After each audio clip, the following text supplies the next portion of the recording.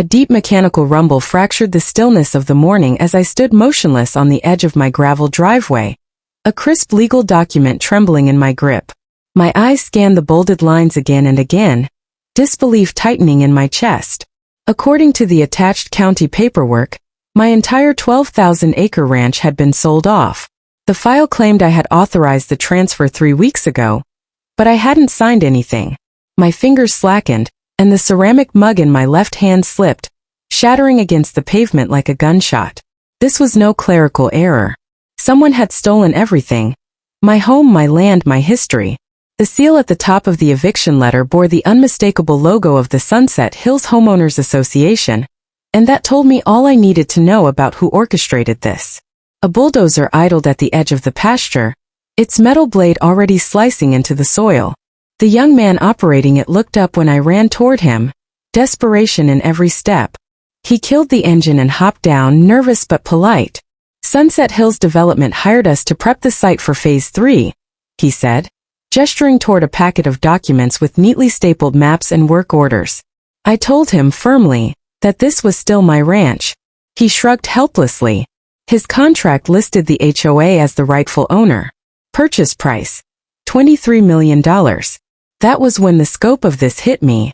This wasn't just a mistake. It was a calculated takeover. My name is Jacob Martinez.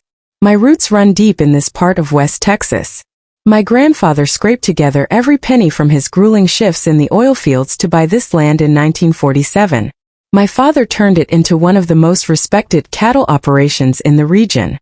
When he passed 2 years ago, he didn't just leave me acreage. He passed down a sacred responsibility. Generations of sweat, loss, and resilience lived in this soil. The ranch sat right on the edge of the Sunset Hills development, a flashy high-end community that had exploded across the countryside in the last 10 years. On my side, cracked wood fencing, rugged oak trees, and a weathered home built by hand. On theirs, manicured lawns, security gates, and ornamental fountains that used more water in an afternoon than my herd did all week. The HOA hated my ranch. Complaints rolled in constantly, about the smell, the noise, the roosters at dawn. They filed nuisance reports, tried to push zoning changes, anything to make life harder. But Texas agricultural law had always protected farms like mine, especially those that existed long before suburbs crept in. Still, the woman leading the charge never let up. Karen Whitfield, HOA president. Always immaculately dressed. Always with that forced sugary tone. She'd come by unannounced with lowball offers, trying to buy up slices of my land. She claimed it would elevate the community image. I always refused. 3 months ago she dropped the act. Her eyes narrowed, her voice dropped. "This place is standing in the way of progress," she said, as if that settled it. What I didn't realize then was how far she'd go. Turns out Karen wasn't just running the HOA. She had secret financial ties to Sunset Hills Development through a maze of holding companies, and a buried paper trail under her maiden name. County land records later revealed she'd been quietly acquiring property around here for years using legal loopholes, coercion, and flat-out deceit. My ranch was the last piece in her development blueprint. She'd already pre-sold lots on my property, promising investors homes would be ready within 6 months. She was too deep to back out, so she cheated. A week before the bulldozers came, a group of surveyors showed up. When I challenged them, they showed me printed maps and official-looking seals. They said they were charting the new property lines for Sunset Hills expansion. I called my attorney right away. But by the time we got a court order, stakes and flags marked off huge chunks of my pasture.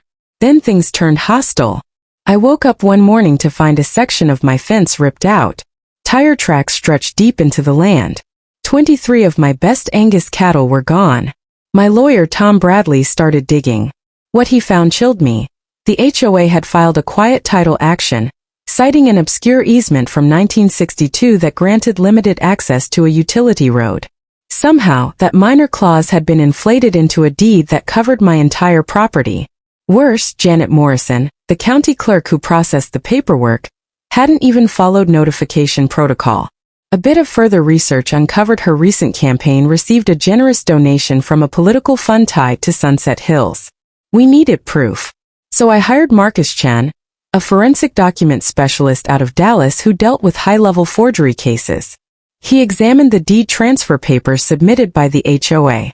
The signatures looked flawless at first glance, but he spotted one fatal flaw. They'd used the wrong middle name. Every legal document I've ever signed includes my full name, Jacob Alejandro Martinez. The forged papers used A instead. That one error unraveled the entire lie. And it was just the beginning. It started with a tiny, almost forgettable detail. The initial A tucked into a line of fine print. Most wouldn't have noticed, but it didn't sit right with me. That one letter ended up unraveling everything. At first, the local sheriff's office brushed us off, calling it a civil dispute. The county prosecutor, once eager to chat, suddenly became elusive, and coincidentally, he'd received hefty donations from the same HOA involved in our case. The local paper? Silence. Not a single column inch. That's when I understood. This wasn't just some clerical error. This was a coordinated effort, and it ran deep. But giving up was never an option. My family had worked this land for 3 generations. We were fighters, not victims. I reached out to a journalist friend from a national news outlet and handed over everything we had uncovered. By morning it was everywhere. Local ranch stolen by corrupt HOA became a viral headline. Media vans crowded the roads around Sunset Hills. Karen, the president of the HOA, tried to face the press but crumbled under pressure when asked about signatures that didn't match, one supposedly from me. Her answers faltered, her composure cracked. Soon the FBI got involved. Turns out the forgery had crossed state lines, elevating it to a federal crime. That opened floodgates. The first to come forward was Robert Chun, no relation to Marcus, who had served as treasurer. He shared recordings of meetings where Karen openly laid out her plan. She mocked people like me, saying old-timers wouldn't catch on to the paperwork shuffle. Others followed. Board members, pressured into silence before, now spoke freely. Piece by piece, the truth emerged. The development firm bankrolling Sunset Hills had promised fat payouts for anyone who could secure my land. Karen's cut alone would have been over $2 million. Search warrants were issued. HOA computers were seized, revealing a trove of emails and documents. It wasn't just me. 17 other families had been targeted. Some were bullied into selling, others had been tricked through legal manipulation. In one chilling email, Karen wrote to another HOA head, "Property rights are speed bumps on the road to progress." Even worse, investigators found records suggesting 3 elderly owners had passed away under questionable circumstances shortly after resisting HOA pressure. Nothing directly tied Karen to their deaths, but her internet history showed she'd researched their health and routines. One email to her attorney asked, theoretically of course, about how long it might take before an unreported death would complicate a property transfer. The FBI expanded the case, bringing in white-collar crime specialists.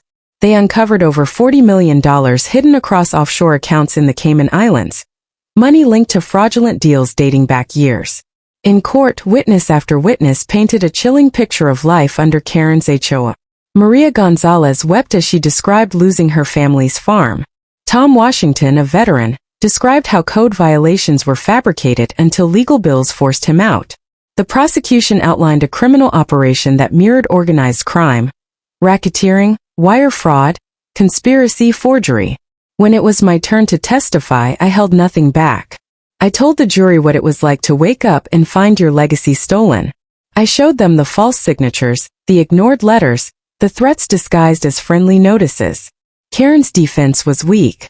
Her lawyer blamed everyone else, board members, the developers, even the victims. But the jury saw through it. When the verdict came, the courtroom held its breath. Guilty. On every count. The judge was scathing in his remarks. He said Karen had twisted an organization meant to serve the community into a weapon against it. He noted how she'd shown no empathy, no remorse, even sneering as victims recounted their pain. Federal guidelines suggested a maximum of 10 years, but the judge went beyond that. To send a message, he sentenced her to 12 years in federal prison and ordered her to repay $7.5 million. As the bailiff cuffed her, she shouted that it was all a mistake, that she'd only wanted to make the neighborhood better. Her voice cracked as the doors closed behind her. The other culprits received sentences from 3 to 8 years. The HOA itself was dismantled by court order, its name stripped from every file and sign. What began as a small discrepancy had exposed a machine built on greed, and finally shut it down.